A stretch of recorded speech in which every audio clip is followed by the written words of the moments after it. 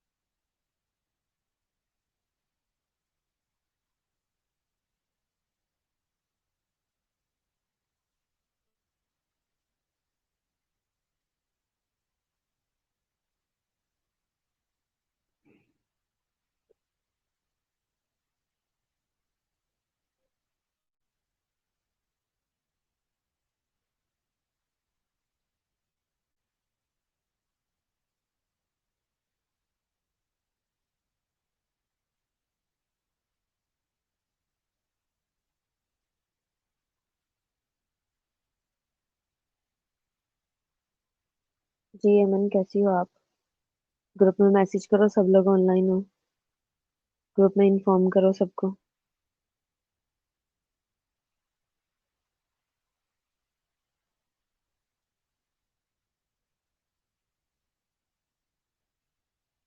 Group में message करो, जल्दी से सब लोग ऑनलाइन हो जाए, लेक्चर स्टार्ट हो गया।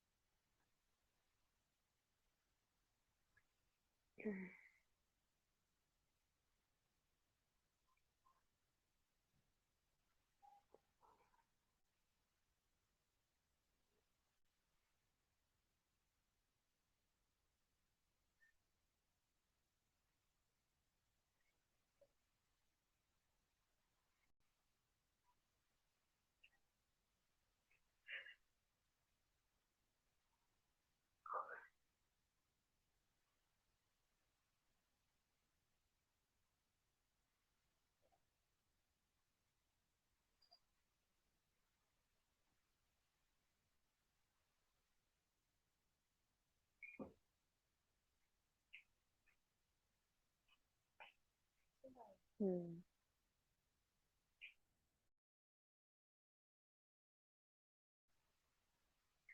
जी अरूज, वालेकुम सलाम। महरीन, कैसी हो?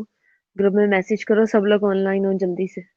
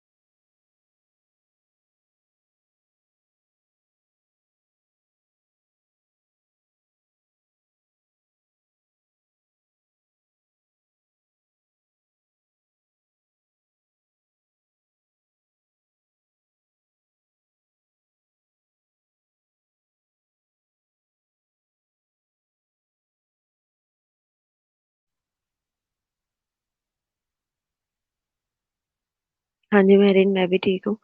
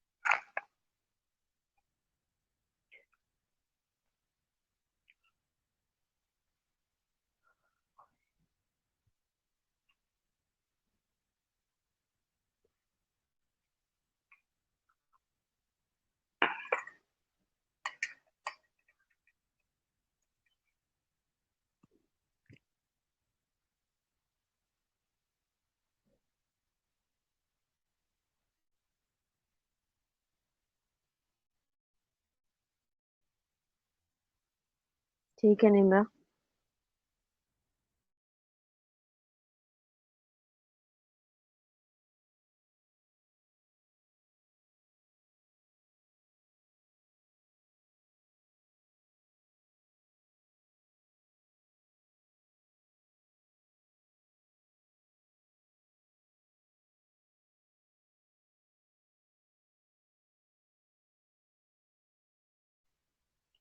वालेकुम सलाम, हमारा कैसी हो? जी निम्रा।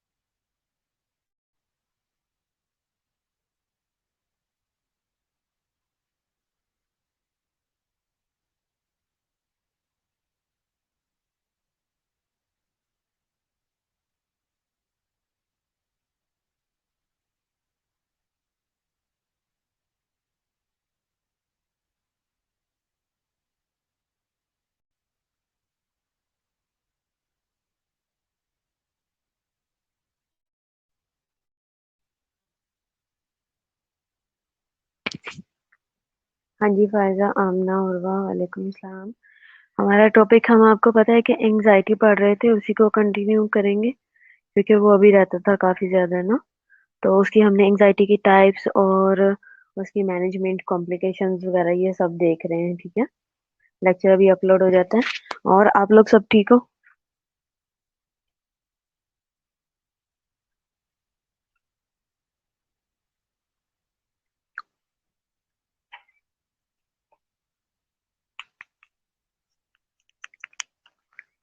कॉलेज कब तक खुल रहे हैं, कुछ पता लगा?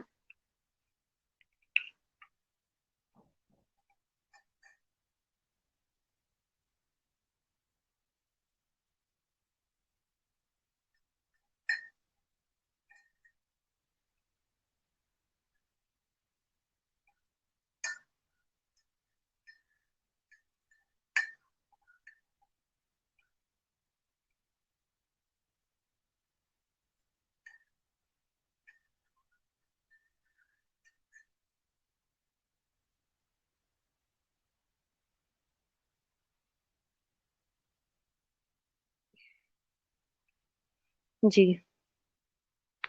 हमने इसकी एंजाइटी देखा था क्या है, फिर हमने साथ उसकी एनाटमी देखी थी, टाइप्स ऑफ एंजाइटी देखी थी जिसमें पैनिक था, स्पेसिफिक था, ऑब्सेसिव था, पोस्ट ट्रॉमेटिक था, जनरलाइज था। फिर हम इनको अलग अलग देख रहे थे कि सिंगल सिंगल क्या है, जैसे जनरलाइज्ड एंजाइटी क्या है, पोस्ट ट्रॉमेटिक क्या है, इन सबको हमने सिंगल सिंगल देखा था।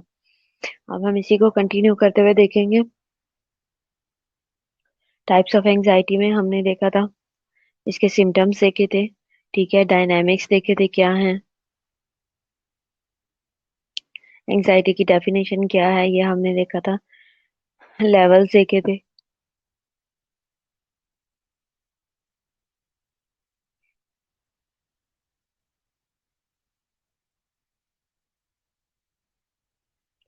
इसके साथ हमने देखा था एंजाइटी इंटरवेंशन, और इंटरवेंशन के साथ हमने देखा था कि इसके साथ अदर डिसीजेस क्या हो सकती हैं।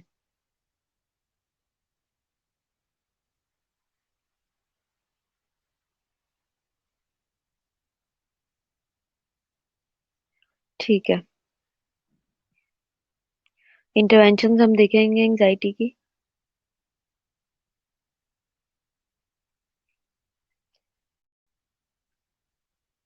ग्रुप में दोबारा से मैसेज करो और CR GR को भी जगाओ।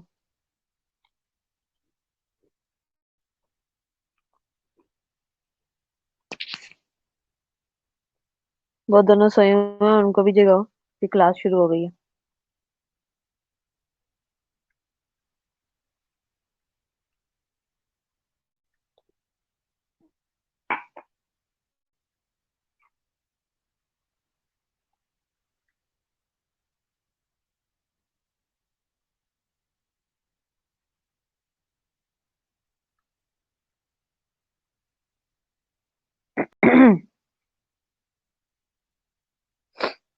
अच्छा, हम देख रहे हैं इंटरवेंशंस क्या है। एंजाइटी को रिड्यूस करने के लिए सबसे पहले काम और क्वाइट एनवायरनमेंट मिलना चाहिए पेशेंट को।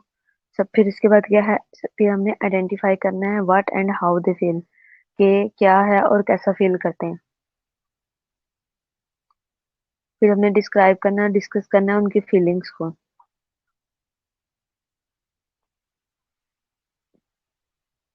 फिर इसके बाद है to identify the possible causes, क्या है, क्या रीजन होगी। सबसे पहले हमने देखा उनको, कूल एंड काम करवाया, आइडेंटिफाई किया कि वो किस तरह से फील कर रहे हैं, गुस्से में है, नर्वस है, परेशान है, पैनिक है, मैनियक है, किस तरह से है।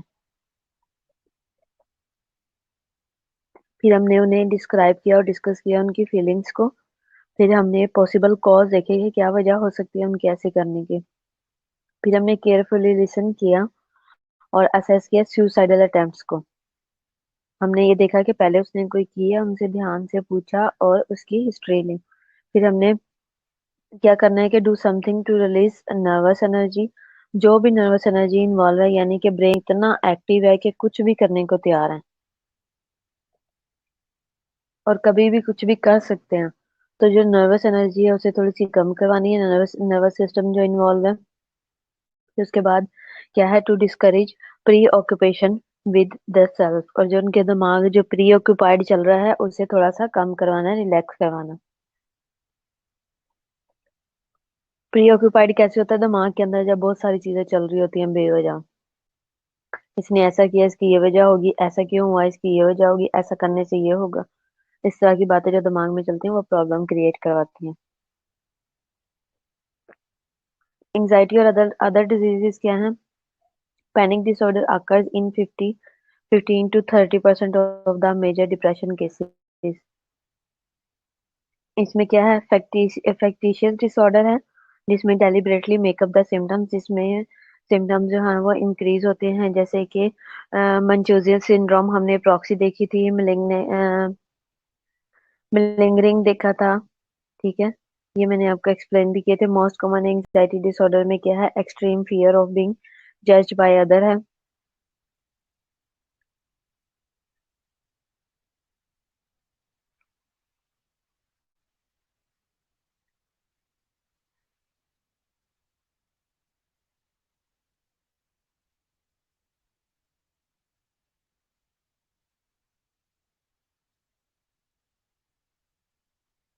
अच्छा, यूएमटी क्या है?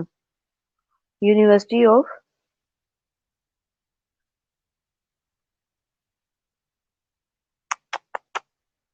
ओहो। क्या एज थी?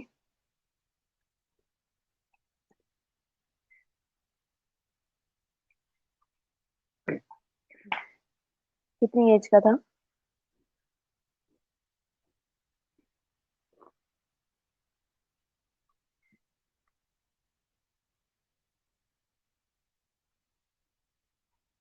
मेरीन, जो आजकल हालात चल रहे हैं, मुझे नहीं लग रहा स्टडी का कोई डिप्रेशन है।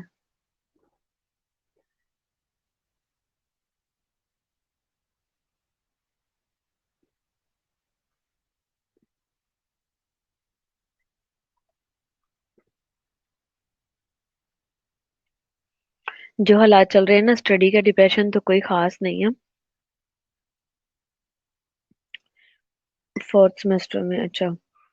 बात ये है कि डिप्रेशन की कोई और ही वजह होगी, स्टडी का तो कोई डिप्रेशन ही नहीं है। ना पढ़ाते हैं ना पढ़ते हैं, तो डिप्रेशन का है का? डिप्रेशन तो तब हो जब बहुत ज्यादा असाइनमेंट्स हो, बहुत ज्यादा टास्क दिए जाएं, बहुत ज्यादा काम दिए जाएं और मैनेज ना हो, तब होता है।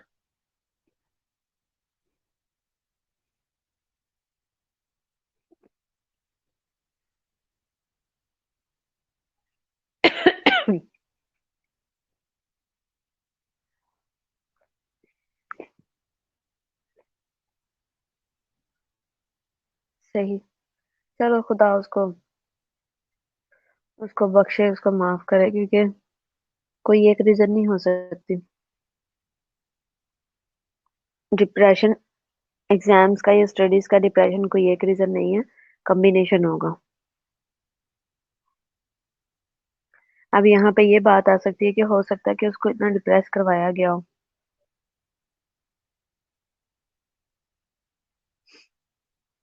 अच्छा।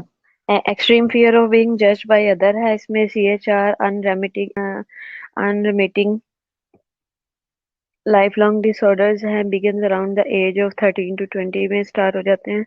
लाइफ लॉन्ग डिसऑर्डर शुरू हो जाते हैं ऐसे लोगों में, जो क्रॉनिक होते हैं और एंड रेमिटिंग होते हैं, उनमें लाइफ लॉन्ग डिसऑर्डर्स बन जाते हैं 13 से 20 की एज में। एंजाइटी के, सोशल फोबिया में स्पेशली, इसकी प्रेवलेंस जो है वो 13.3% है। लाइफ टाइम ड्यूरेशन है इसकी। लीड टू अदर प्रॉब्लम्स है। अदर प्रॉब्लम्स जो इसके साथ लीड करती हैं उसमें अल्कोहल है, लोग लेना शुरू कर देते हैं, ड्रग अब्यूज कर देते हैं, अगोराफोबिया हो जाता है, पैरालाइज्ड हो जाता है बाय फियर्स, और दैट ही विल ह्यूमिलेट और एम्ब्रेस बाय, एम्बेरस होता है किससे? Himself in front of others है, drop out from the school है, अनएम्प्लॉयड हो जाता है और कोई फ्रेंड नहीं होता। जिनको सोशल फोबिया होता है, और ये मोस्ट कॉमन एंजाइटी डिसऑर्डर है, कि लोग चार लोगों में इकट्ठे होने से, लोगों में बैठने से अवॉइड करते हैं, अपने आप में एम्बेरस फील करते हैं, और लोगों पैरालाइज होते हैं कैसे? Bye fear that he will humiliate और एम्बैरस, के मुझे, वो पैरालाइज हो जाते हैं, उनकी सोच पैरालाइज हो जाती है, मफलूज हो जाती है इस बात से, इस फियर की वजह से कि लोग मुझे छेड़ेंगे, लोग मुझे बातें करेंगे, लोग मुझे टॉन्ट करेंगे। ठीक है। दूसरों के सामने वो एम्बैरस फील करते हैं, और इसके अलावा drop out from the school, और वो इसी वजह से स्कूल को छोड़ देते हैं। सोशल फोबिया उनको इतना ज्यादा होता है, स्कूल छोड़ देते हैं और लोगों में जाना छोड़ देते हैं, अनएम्प्लॉयड हो जाते हैं, किसी फ्रेंड को नहीं मिलते कि सब मेरा मजाक उड़ाएंगे, उसको एक सोशल फोबिया।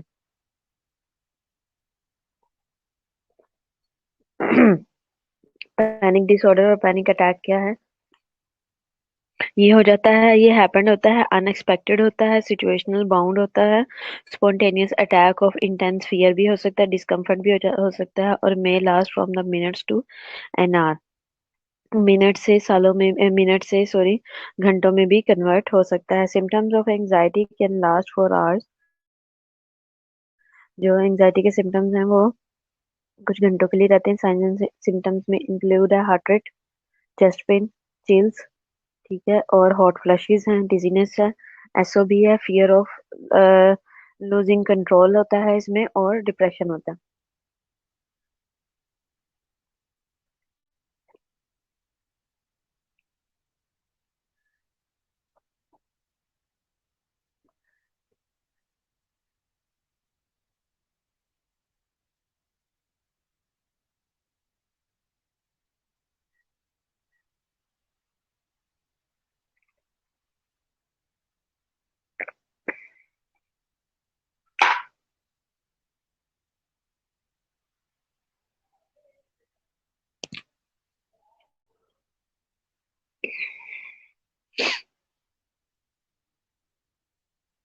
इंटरवेंशंस क्या है पैनिक अटैक की?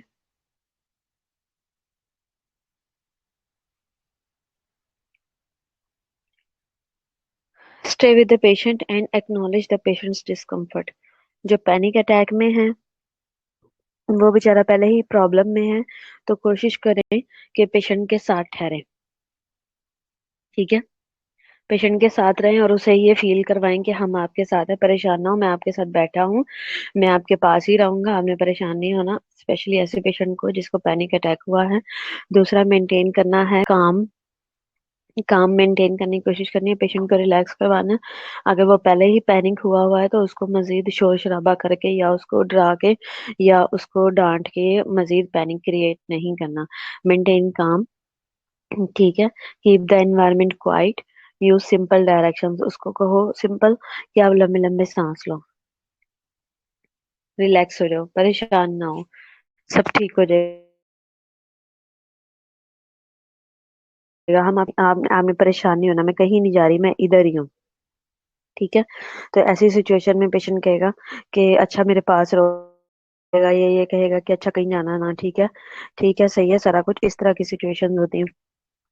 इसके अलावा यूज सिंपल डायरेक्शंस। उसको सिंपल डायरेक्शंस देनी है, ये नहीं कहना कि जैसे सपोज फॉर एग्जांपल बात कर लो कि अगर कोई बच्चा जो है वो फेल हुआ, सप्ली आ गया और उसको पैनिक अटैक हो गया और वो इतना घबरा गया है कि वो परेशान हो गया है और वो उसको उसके हाथ पांव कांप रहे हैं और वो अजीब अजीब सी बातें कर रहा है और उसको हॉट फ्लैशेस हैं, जो जो भी सिम्टम्स हैं वो सारे उसके अंदर प्रेजेंट हैं और वो बहुत परेशान है। तो ये नहीं करना कि पेशेंट को ये कहो कि अब तू ऐसे नोट्स बना, मेरी बात सुन, तू नोट्स बना और तू नोट्स बना के अभी से पढ़ना शुरू कर दे, या तू लोगों के घरों में जाना छोड़ दे, या तू अपनी अम्मी के बारे में ना, अपने घर वालों के बारे में ना सोचा कर, इस तरह की बातें करनी शुरू कर दे।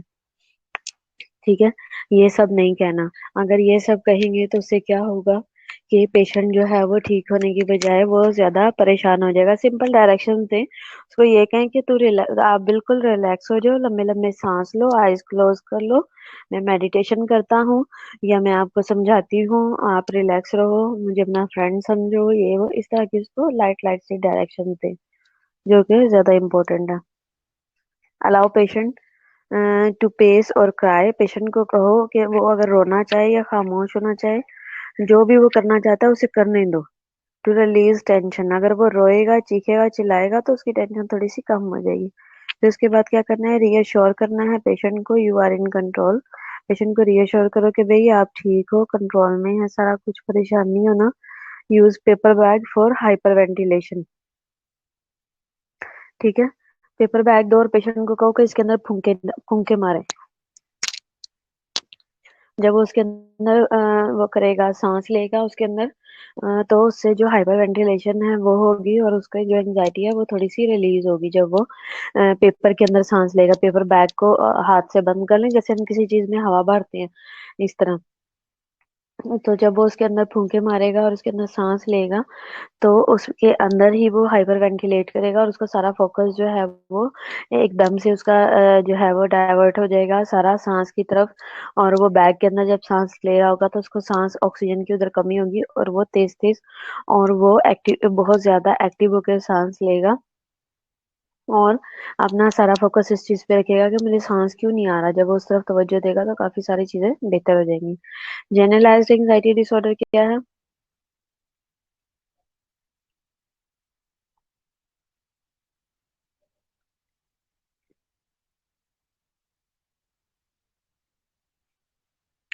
जनरलाइज्ड एंजाइटी डिसऑर्डर में क्या है, ये परसिस्टेंट होता है, एक्सेसिव होता है और अनरियलिस्टिक होता है। जनरलाइज्ड एंजाइटी डिसऑर्डर और अनरियलिस्टिक वरी है that that last for 6 months and more. ठीक है, जो कि 6 मंथ तक रहती हैं या इससे ज्यादा भी होती हैं। और जनरलाइज्ड एंजाइटी में इसके अलावा वरी फॉर एवरीथिंग, हर एक चीज के लिए जनरलाइज्ड एंजाइटी की बात हो रही है कि कुछ लोगों को सिर्फ एग्जाम की एंजाइटी होती है, कुछ को सिर्फ अपनी शादी की एंजाइटी है, कुछ को सिर्फ अपने लव की है, कुछ को फ्रेंडशिप की है, कुछ को पैसों की है, कुछ को जॉब की है, और कुछ को सारी चीजों की जनरलाइज्ड है। उन्हें हर चीज पे हाय अब ये कैसे होगा, अच्छा अब ये कैसे होगा, हाय अब मैं कैसे करूंगा, मैं ये हो गया, मेरी जॉब की टेंशन है, हाय अब मेरे एग्जाम आ गए, एग्जाम का स्ट्रेस ले जा रहा है। मतलब जनरलाइज्ड का मतलब है कि टोटल चीजों पे इम्प्लीमेंट हो रही है। ये वो एंजाइटी डिसऑर्डर है।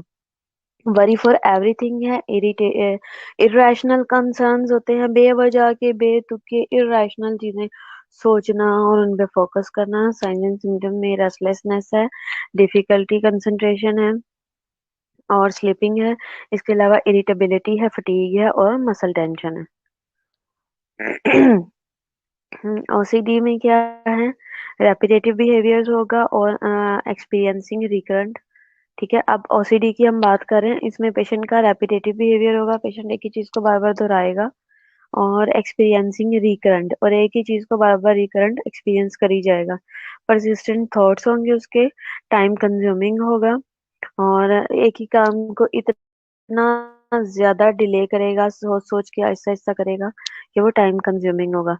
नॉर्मल रूटीन वॉज इंटरफेयर्ड, उसकी जो नॉर्मल रूटीन होती है वो इंटरफेयर्ड होती है, यानी कि नॉर्मल रूटीन में वो काम नहीं सही तरीके से करता, इन्वॉल्वमेंट उसको चाहिए। इसके अलावा वर्क और सोशल फंक्शनिंग और इंटरपर्सनल रिलेशनशिप्स, ये सब चीजें इंटरफेयर्ड होती हैं उसकी। लो सेल्फ एस्टीम होगी, सेल्फ वर्थ भी, सेल्फ एस्टीम और सेल्फ वर्थ होगी, यानी कि अपने बारे में उसको कोई नहीं परवाह, लोग मेरे बारे में क्या सोचते हैं, क्या कहते हैं, क्या करते हैं। हाई सेल्फ एस्टीम होना, टू हाई होना भी बहुत, वो भी इशू है, सुपीरियोरिटी कॉम्प्लेक्स है, लेकिन टू लो होना भी जो है वो भी प्रॉब्लम है, कि अपनी कोई सेल्फ रिस्पेक्ट छोड़ी ही नहीं है। तो ये लो सेल्फ एस्टीम और लो सेल्फ वर्थ वर्थ जो है, ये डिप्रेशन की तरफ ले जाती है। थिंकिंग प्रोसेस जो है वो रिजिड होगा, राइट होगा और रॉन्ग भी हो सकता है, यानी कि सोचना अपने हिसाब से और बहुत सख्ती से अपनी सोच के ऊपर ध्यान रखना है, चाहे वो सही है या गलत है। इंटरवेंशंस क्या है ओसीडी के लिए? सबसे पहले फिजिकल केयर होनी चाहिए, यानी कि फूड, रेस्ट और ग्रूमिंग होनी चाहिए। ऐसे लोग बेवजह सर्दी में हाथ धोई जा रहे हैं, जिनको ये लग रहा है कि अच्छा मैं एक दफा फिर हाथ धो लूं, पता नहीं जर्म्स उतरे हैं या नहीं उतरे, फिर उसके बाद नहीं मैं एक दफा दोबारा धोता हूँ, नहीं मैं दोबारा से धोती हूँ। तो ये क्या है, ये चीजें जो है वो फिजिकल केयर में नहीं आती, बल्कि प्रॉब्लम में आती है, क्योंकि सर्दी है, हाथ गीले हो जाएंगे, हाथ गीले हो रहे हैं बार बार, कपड़े उसके बाजू वगैरह भी गीले हो सकते हैं हाथ धोते हुए, क्योंकि उसकी सेल्फ केयर अच्छी नहीं है, तो वो अपने आप को भी गीला कर सकता है।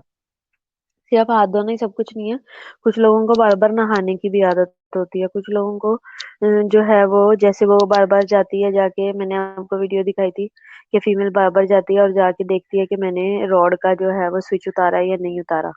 ठीक है, इस तरह के लोगों के बिहेवियर्स भी होते हैं।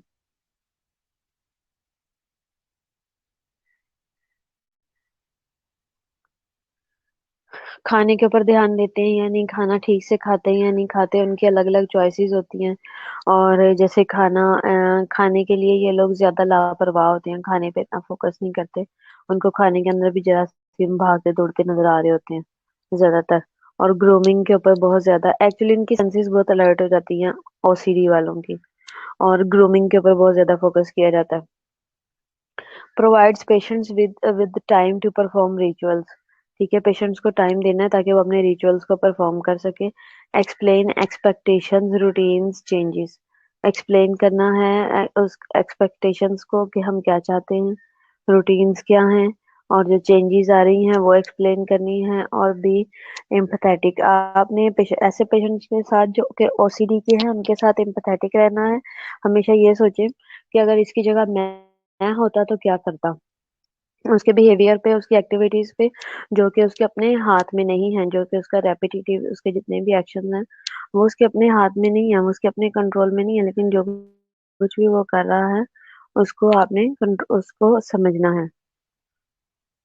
Aware of their needs to perform rituals.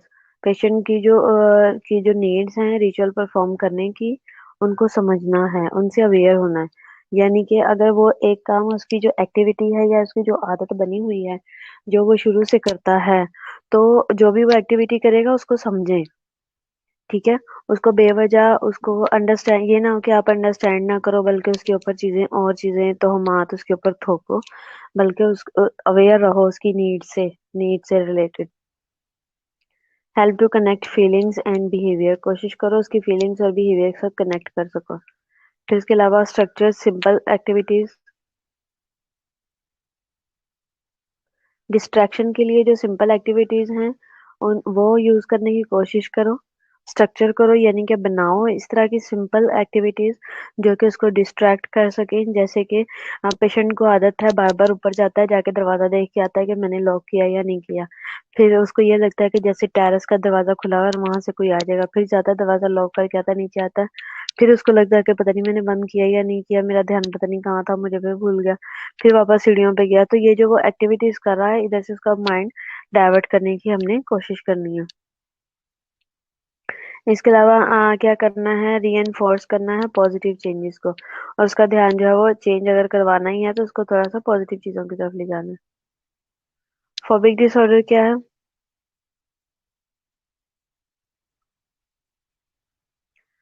हाँ जी, अरूज, महरीन, मुबीन, जवेरिया, निमरा।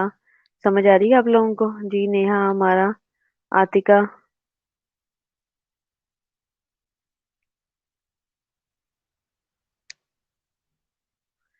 जी, आप लोगों की कोई कभी कोई एक्सपीरियंस ऐसा हुआ रेपिटेटिव बिहेवियर का, या आपको लगा कि मेरे मेरे साथ ऐसा होता है या मेरा कोई जानने वाला है वो इस तरह से करता है कि काम बार बार करता है?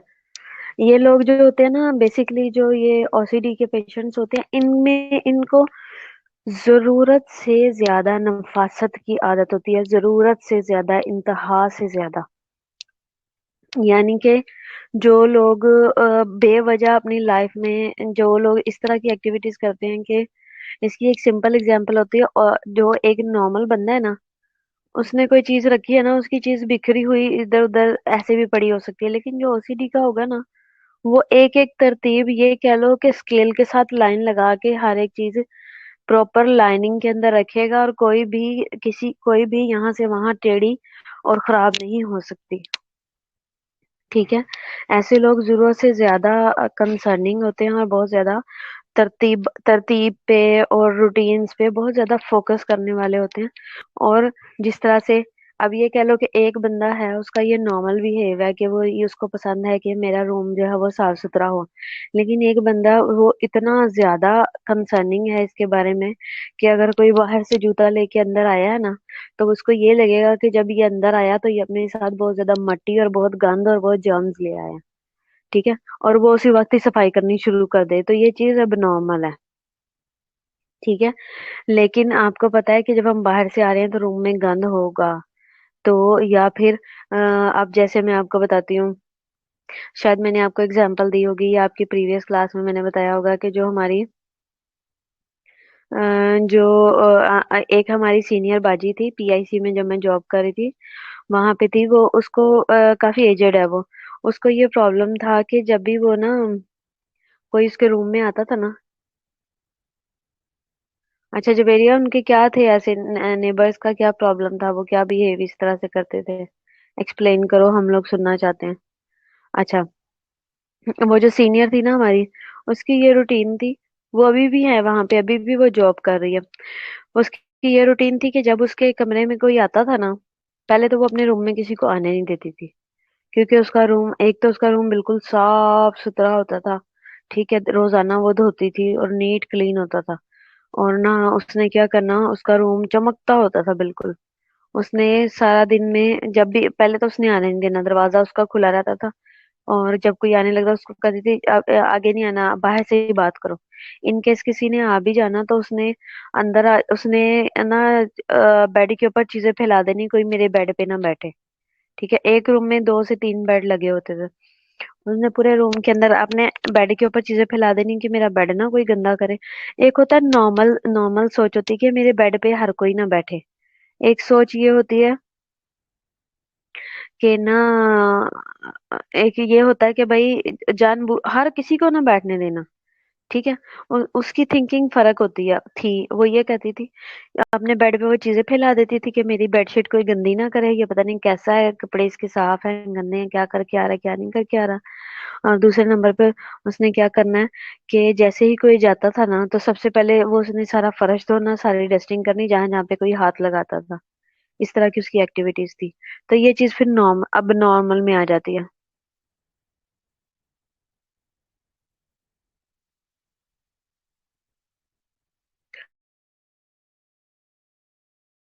अच्छा, शूज बाहर रखे वो तो ठीक है, लेकिन अगर वो फ्लोर धोती रहती थी तो ये चीज अब नॉर्मल है। ठीक है। अब नॉर्मल किस सेंस में है कि नॉर्मली इतना ज्यादा कोई नहीं ध्यान देता है, इतना कुछ नहीं। हाँ, मतलब ओसीडी की अगर हम सिंपल पिक्चर्स निकालें।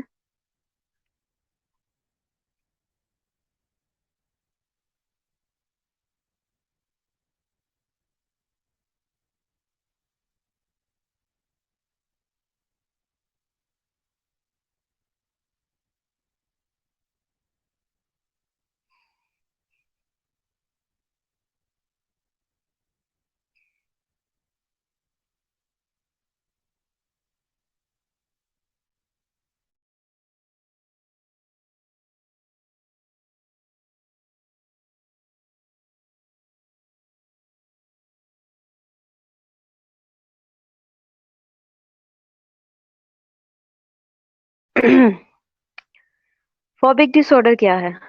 जी। फोबिया किस चीज को शो कर रहा है और फोबिक डिसऑर्डर क्या होगा, ये मैंने आपको पहले भी पढ़ाया हुआ है। और ये समझ लो कि ये आपकी सारी रिवीजन क्लासेस हो रही हैं ऑलमोस्ट। जी, फोबिक डिसऑर्डर क्या है?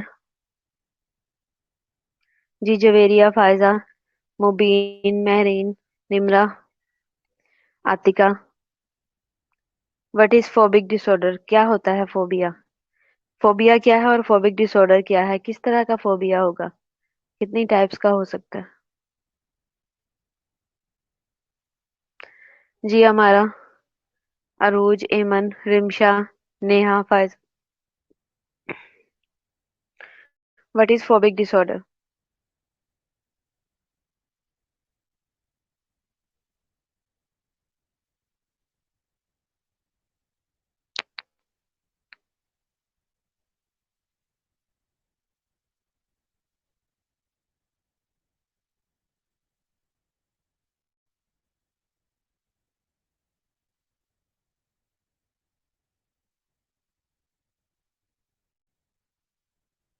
इरिटेशन नहीं, फियर हाँ।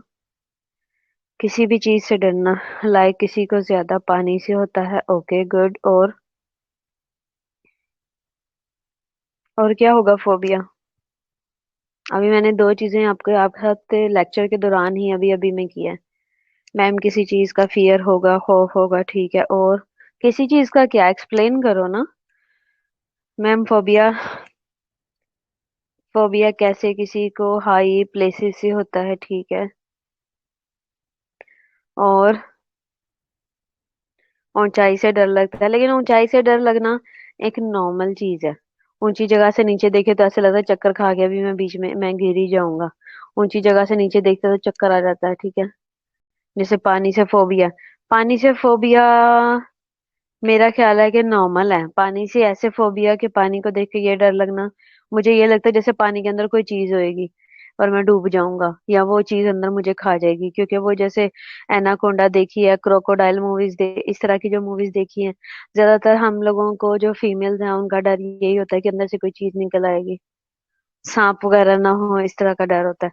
लेकिन बहुत ज्यादा पानी, अब दरिया के अंदर अगर हम जाना चाह रहे हैं तो डर तो लगेगा ही ना। समंदर के अंदर अगर जाना चाह रहे हैं तो समंदर के को देख के खौफ तो आएगा कि समंदर के अंदर क्या क्या चीजें होंगी। हाँ जी, मेरा सोशल इंटरेक्शन का है, जैसे अभी मैंने आपको लेक्चर में बताया था, सोशल फोबिया। ठीक है, लोगों को बाहर लोगों से इंटरेक्शन, ये अब नॉर्मल है। ठीक है।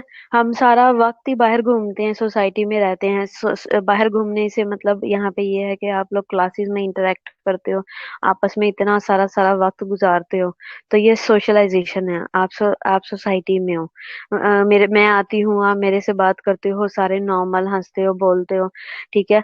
लेकिन आप में से अगर कोई बंदा ऐसा है जो कि ये चाहता है कि मैं क्लास में जब कोई ना हो फिर क्लास में बैठूं, और ज्यादातर क्लास से भागता है, ठीक है, तो ये अब नॉर्मल है।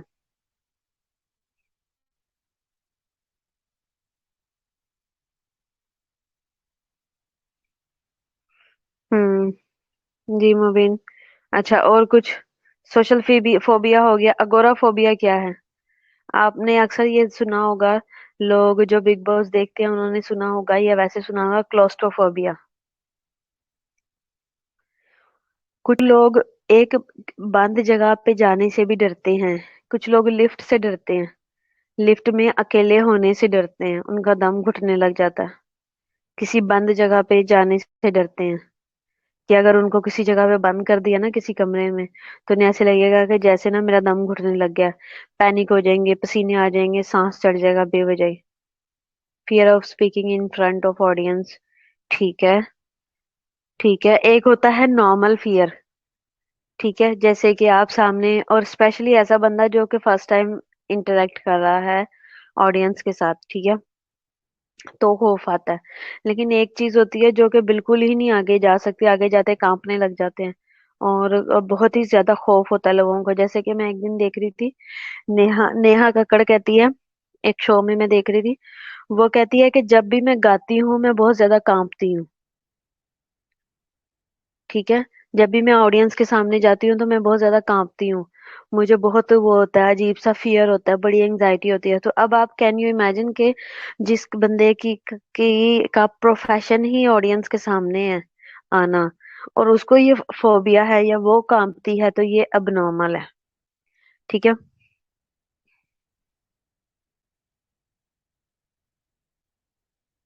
अंधेरे से फोबिया होता है, लाइट हो लाइट ऑफ हो तो उनका सांस बंद होने लगता है। हाँ बिल्कुल हो सकता है, ये नॉर्मल है। ये हो सकता है, यानी कि ये भी इस टाइप का भी है। और जैसे ऐसा होता है कि मैं आपको अपना बताती हूँ, जैसे लाइट ऑफ होती है तो मेरे सामने, आंखों के सामने तो शक्लें बनना शुरू हो जाती हैं। नजर ऐसे लगता है जैसे ना, हालांकि ये बहुत बड़ी अब नॉर्मेलिटी है आई थिंक, कि ये सोचना कि अंधेरे के अंदर कोई है। ठीक है। ये इसकी वजह क्या है मुबीन? ये जो हम जरूरत से ज्यादा ड्रोनी फिल्में देखते हैं। अच्छा, मुझे भला क्या लगता है जब मैं जब अंधेरा होता है और मुझे ऐसा लगता है कि जैसे मेरे सामने और मेरे आसपास ना काफी सारे जिन्न आके खड़े हो गए हैं, जैसे मूवीज में देखते हैं। और जैसे ही मैं लाइट ऑन करूंगी तो मेरे सामने कोई चीज होगी। तो मैं जब लाइट ऑन करती हूँ, आंखें बंद करके ऑन करती हूँ, और फिर जब सारी तरफ रोशनी हो जाती है फिर आंखें खोल कर देखती हूँ, आसपास कोई नहीं है। ठीक है, इस तरह भी होता है। तो ये हम आम इंसान है, और इस तरह का खौफ सारों को होता है। ठीक है। और अगर जैसे घर में अंधेरा होगा, जल्दी से लाइट ऑन करके, मैं लाइट सामने नहीं करती, मैं आसपास जल्दी से मारती हूँ। आसपास देखना शुरू कर देती हूँ। ठीक है। तो इस तरह की चीजों का फोबिया है। अब जैसे कुछ लोगों को लिफ्ट वगैरह का फोबिया होता है, लिफ्ट में लोग डरते हैं बहुत ज्यादा, या किसी बंद जगह, बंद पिंजरे में, बंद कमरे में, अगर कमरा किसी ने अंदर से बंद कर दिया। अच्छा, ये अब नॉर्मेलिटी है कि अगर आप रूम के अंदर हो और सबके साथ हो तो ठीक है, लेकिन अगर बाहर से दरवाजा, अक्सर बच्चे बचपन में देखा आपने, ये देखा होगा कि पता है ना कि ये इस दरवाजा बंद करने से डरता है, तो जल्दी से भाग के कमरे के अंदर छोड़ के दरवाजा बंद कर दिया, और ऊपर से अगर लाइट का स्विच बाहर है तो लाइट का भी दरवाजा, लाइट भी ऑफ कर दी है, जानबूझ के बहन भाइयों को डराने के लिए। ठीक है। हाँ जी मेरीन, ज्यादातर फीमेल्स को ये प्रॉब्लम होती है। ये नॉर्मल है, ये हमारा नॉर्मल, ये हमारी अंदर की वो है, क्या कह लो कि ये बिल्ट इन प्रॉब्लम होती है फीमेल्स की, ज्यादातर की। कुछ कुछ कुछ अब नॉर्मल फीमेल भी होती हैं जो जरूरत ज्यादा बहादुर होती हैं। ये मेरा दिल ड्रामा में सज्जल अली को लिफ्ट वाला फोबिया था, हाँ। हाँ ये होता है, लिफ्ट वाला होता है, काफी लोगों को होता है, लिफ्ट में घबरा जाते हैं, स्पेशली अगर लिफ्ट में लाइट चली जाए। ये बड़ा खौफ होता है, ये तो नॉर्मल है ना, लोगों के साथ हो चुका होता है। तो हमें पता होता है कि भी लिफ्ट में लाइट चली जाएगी। ठीक है। इस तरह की फीलिंग्स होती हैं। अच्छा, तो फिर वो लोग अंदर छुप के बैठे होते हैं, लाइट ऑफ होती है किसी कोने में, अक्सर मैंने ड्रामा वगैरह में देखा है जिस बच्चे के साथ। हाँ, जब किसी बच्चे के साथ बहन भाई ऐसे करते तो वो फिर वो छुपने के लिए क्या करता, अपने आप को बचाने के लिए, उसे पता है अब लाइट भी ऑफ होगी, दरवाजा भी बंद हो गया, तो वो कमरे के किसी कोने में छुप के बैठ जाता है। और सामने आंखों के सामने शक्लें बन रही होती हैं, चीजें बन रही होती है, अजीब अजीब सी अब नॉर्मेलिटी हो रही होती है।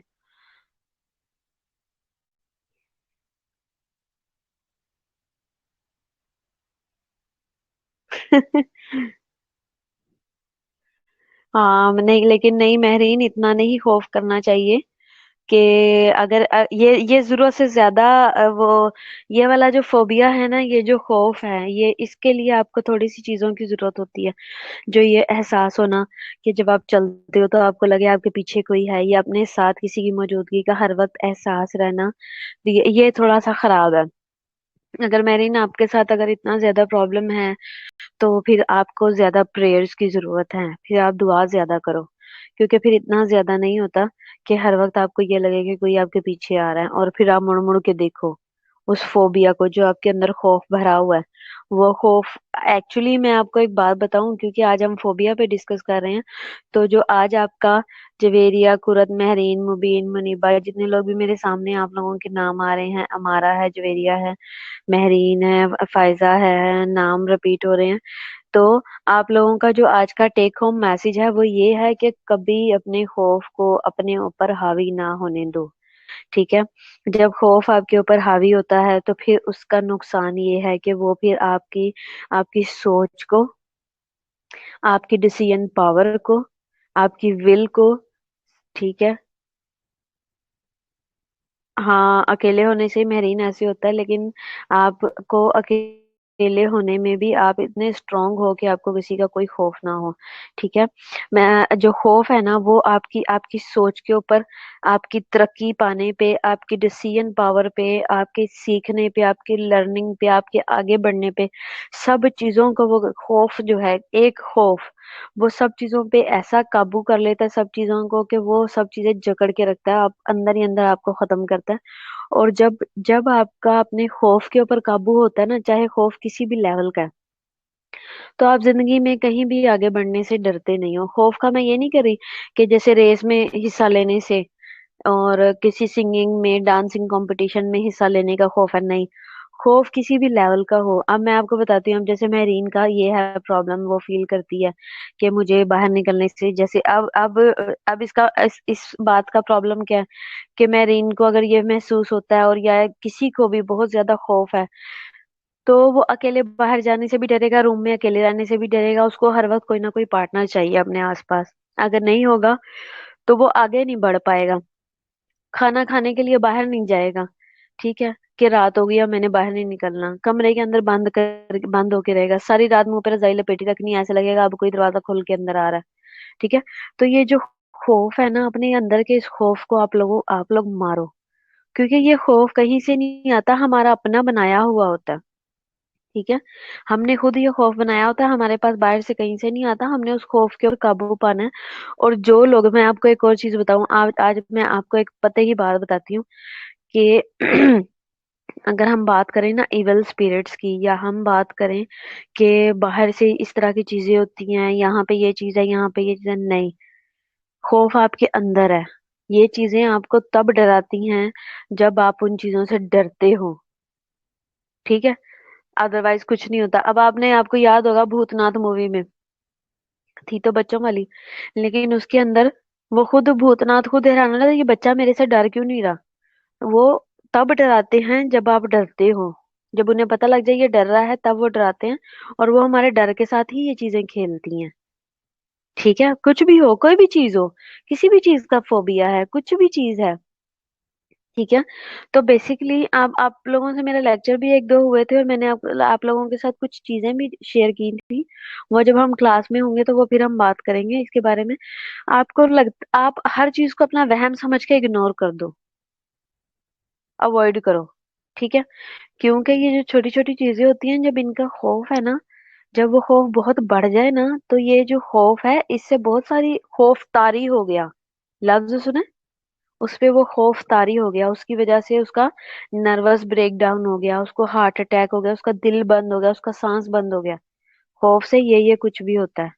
खौफ इतनी बुरी चीज है। तो अपने डर के ऊपर काबू पाओ, अपने डर को दबाओ और खुद उभरो। ठीक है। और जब आप चीजों से, किसी भी चीज से डरते नहीं हो और आप चीजों के ऊपर काबू पाते हो, तो आप जिंदगी में बहुत आगे बढ़ते हो। ठीक है। ये आपके सामने भी चीजें वीजें भी क्योंकि घूमती रहेंगी ना, आपको कुछ भी नजर भी आता रहेगा, तो आपको कोई डर नहीं होगा। आप ये कहोगे ये मेरा वहम है, ऐसा नहीं हो सकता, ये क्या, नहीं नहीं, ऐसा नहीं है, ये मेरा वहम है। और इग्नोर करो, माइंड को डाइवर्ट करो उसी वक्त ही। अपनी डाइवर्जनल थेरेपी अपनी इतनी स्ट्रांग रखो कि आपके साथ कुछ भी लाइफ में, अगर आपके दो चार चीजों पे काबू है, तो मैं कहती हूँ कि दुनिया की कोई भी ताकत आ जाए आपको हिला नहीं सकती। फर्स्ट ऑफ ऑल क्या है कि आपका काबू होना चाहिए अपने खौफ पे। सेकंड पे आप अपने माइंड को डाइवर्ट करने की, अपने मूड को डाइवर्ट करने की पावर रखते हो। ठीक है। अपनी बॉडी को, अपने दिमाग और दिल का जो है वो कैदी और मुजरिम नहीं बनाना। अपने दिमाग और दिल को आप काबू करो। समझ आई? इनके काबू में आपने नहीं आना, आपने इनको काबू करना है। आपको नजर आ रहा है मैं टू मच इमोशनल हो रहा हूँ, टू मच मैं एंग्री हो रहा हूँ, या बहुत ज्यादा सोचने पे जा रहा हूँ, तो आपने अपने दिमाग को खुद हटाना है। दिल जब बहुत एक्टिव हो रहा है तो दिमाग से काम लो, दिमाग एक्टिव हो रहा है दिल से लो। दोनों चीजों को बैलेंस करके चलाओ। ठीक है। तो फिर आप चीजों को अच्छे से काबू कर पाते हो। और जब आप इन चीजों से, किसी भी चीज से नहीं डरते, तो फिर आप हमेशा जिंदगी में कामयाब रहते हो। लोगों की बड़ी अच्छी अच्छी सोच होती है, लोगों के बड़े अच्छे अच्छे डिसीजंस होते हैं। लोग कभी भी, लोग लोग बहुत ज्यादा जो है चीजों को अवॉइड करते हैं। और मेरा ख्याल है कि प्रैक्टिकल होना लाइफ में, और गुड डिसीजन मेकर होना, और अच्छी डिसीजन पावर होना, एम्पावरमेंट होना। ठीक है। एम्पावरमेंट, एम्पावर्ड होता है ऐसा बंदा जो अपने अपनी चीजों पे खुद अख्तियार रखता है। अपनी चीजों पे खुद इख्तियार लो, खुद मुख्तार हो चीजों के। बाकी जो फानी चीजें हैं उनको उसके ऊपर काबू ना आने दो। जैसे कि खौफ एक फानी चीज है। ठीक है। अच्छा, मैं आपको एक बात बताती हूँ। मुझे याद है एक मूवी है एरोप्लेन, और एरोप्लेन और या फ्लाइट नंबर 507, इस तरह करके कोई फ्लाइट है, मूवी का नाम है। उस फ्लाइट के अंदर ना मर्डर्स वगैरह हुए थे, तो वो हॉन्टेड थी वो फ्लाइट। ठीक है। तो उसके अंदर जो लोग मरे मुरे थे, तो उनकी आत्माएं घूम रही थी, और वो उस फ्लाइट के अंदर लोगों को डराती थी। इंग्लिश मूवी है, मैंने वो देखी थी। अच्छा, उसमें जो था, वो रात के वक्त जो है ना, उसके अंदर वो जो लोग मरे हुए थे ना, वो फ्लाइट के लोग उस फ्लाइट के अंदर घूमना शुरू हो गए रात के वक्त। और उन्होंने क्या किया, एयर होस्टेस आना शुरू होगी, वो वाली जो मरी हुई थी वहां पे। ठीक है। इस तरह की चीजें हुई, अजीब अजीब सी चीजें हो रही थी, बड़ी भूतिया सी चीजें हो रही थी, कुछ समझ नहीं आ रही थी मूवी के अंदर। यानी कि बड़ी हॉरर टाइप की मूवी थी। आप इमेजिन कर सकते हो फ्लाइट के अंदर भूत घूम रहे हैं? इमेजिन कर सकते हो कि ट्रेन के अंदर भूत आ गए अचानक से? इस तरह का खौफ था। तो मैं वो मूवी देख रही थी, मैंने उसमें देखा कि एक लड़की बहुत डरती थी, बहुत ही उसको डर लगता था। उसने क्या किया, उसने कहा ऐसे नहीं ऐसे होगा। अब मैं उसके सामने जब आया ना कुछ, तो उसके कानों में ना, उसने वो सुनती थी, उसके हेडफोन लगे हुए थे, और ना वो हर वक्त गाने शाने सुनती थी, और हर वक्त ये चीजें करती थी अपने पेरेंट्स से भी। वो काफी ज्यादा सोशली आइसोलेटेड सी बंदी थी। तो उसको जैसे ये नजर आने लगा ना कुछ भी, उसने कहा नहीं है नहीं है, कुछ नहीं है, तुम नहीं हो, तुम नहीं हो, ये कह के उसने कानों के अंदर हेडफोन लगाए हुए और उसने वॉल्यूम बढ़ा लिया, और उसने आंखें बंद कर ली। उसने जैसे ही आंखें बंद की, और वो चीज जो उसको डरा रही थी उन्होंने नहीं डराया, और उसने अपना फोकस जो है वो अपने सॉन्ग्स वगैरह पे रखा, तो वो फौरन से ठीक हो गई। ठीक है। उसको वो सारा कुछ भूल गया जो उसके माइंड में आ रहा था। ठीक है। और वो जो चीजें नजर आ रही थी वो आना बंद हो गई। तो ये मैंने मूवी के अंदर ये भी ये चीज देखी थी। ठीक है। तो बेसिकली आपने अपने खौफ के ऊपर कैसे काबू पाना है, अपनी सोच को काबू पा के, और जो है इस चीज को, कि कुछ भी नहीं है ऐसा, तो फिर ही आप आगे बढ़ सकते हो, कामयाब हो सकते हो। ये फोबिया था। अब हम इसको कल कंटिन्यू करेंगे। और आज मेरा ख्याल है कि आज का हमारा जो टेक होम मैसेज है, इसके ऊपर as a girl, as a boy, मतलब आप रूटीन में कोशिश करो कि इस चीज के ऊपर काबू पाओ। ठीक है। और मेरी इस बात को आज आपने दिमाग में बिठाना है अच्छे तरीके से, और इसके ऊपर बहुत ज्यादा फोकस करना है। ठीक हो गया? चलो, टाइम हो गया। अटेंडेंस मैंने देख ली है, लेकिन फिर भी आप लोग मैसेजेस कर दो। ठीक है। चलो okay. Bye bye, take care. कल इस लेक्चर को कंटिन्यू करेंगे।